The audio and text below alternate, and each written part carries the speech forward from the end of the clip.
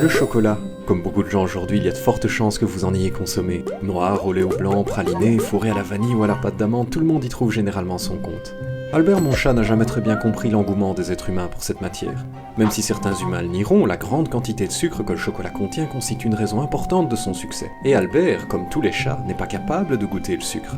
Mais au fait, qu'est-ce qu'il y a exactement dans une barre de chocolat ?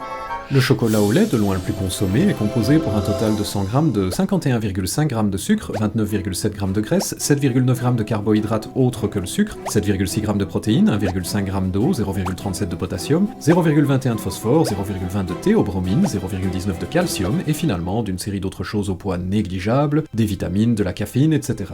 Le chocolat et ses bienfaits, on en parle souvent dans la presse. Il y a de ça quelques années d'ailleurs, il n'était pas possible d'échapper à une information en première page de presque tous les journaux. Le chocolat ne serait pas juste bon pour la santé, en consommer rendrait également plus intelligent. Et tandis que les chocophiles se réjouissaient de cette nouvelle, que les fabricants de chocolat aux quatre coins du monde se frottaient les mains en raison de cette publicité inespérée, les statisticiens, eux, se frappaient la tête contre le mur et se mettaient aux antidépresseurs. Mais que s'est-il donc passé ?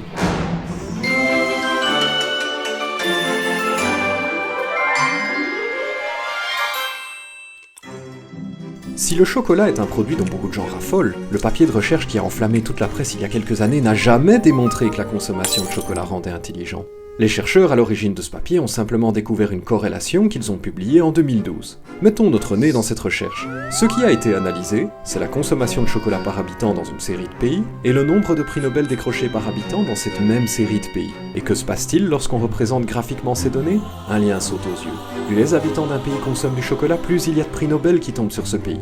Albert ne voit pas le problème. Manger du chocolat rend donc intelligent, le graphique est tout de même assez clair. Non Albert, tu n'y es pas. Lorsqu'une corrélation entre deux phénomènes A et B est observée, la plupart des gens se disent naturellement que A doit être la cause de B. Hélas, ce que la plupart des gens ratent, c'est que cette corrélation peut aussi aller de B vers A. Dans le cas du chocolat et des prix Nobel, peut-être qu'à chaque fois qu'un prix Nobel est décroché, les gens dans le pays concerné célèbrent l'événement par une orgie de chocolat.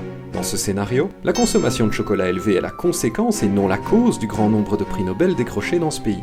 Mais il existe encore une autre possibilité pour expliquer la corrélation entre deux phénomènes A et B. Il se peut que ni A ni B ne soit la conséquence de l'autre, mais bien qu'un troisième phénomène, appelons-le sobrement C, soit la cause à la fois de A et de B. Les statisticiens appellent C un facteur confondant. Tu ne me suis plus, Albert. Prenons un exemple. Une équipe de chercheurs interroge des gens dans la rue. À chaque personne rencontrée, les chercheurs offrent un bonbon et posent deux questions. 1. Avez-vous dormi avec vos chaussures aux pieds la nuit dernière ? 2. Vous êtes-vous réveillé ce matin avec des maux de tête ? Après avoir assemblé des centaines de réponses, les chercheurs analysent les données récoltées et observent quelque chose de remarquable. Les gens qui ont dormi avec des chaussures aux pieds se sont presque toujours réveillés avec des maux de tête affreux. Pour les autres, ceux qui ont dormi sans chaussures, c'était beaucoup plus rare. Une forte corrélation entre chaussures aux pieds et maux de tête le matin est donc observée. Cette corrélation est publiée dans un journal de recherche, la presse se l'approprie très rapidement et on se retrouve avec des titres de journaux du genre « Prouvé, dormir avec des chaussures aux pieds donne des maux de tête ». Bien sûr, dormir avec ses chaussures n'amène pas des maux de tête. Se retrouver au lit avec ses chaussures et avoir d'affreux maux de tête le lendemain sont simplement les conséquences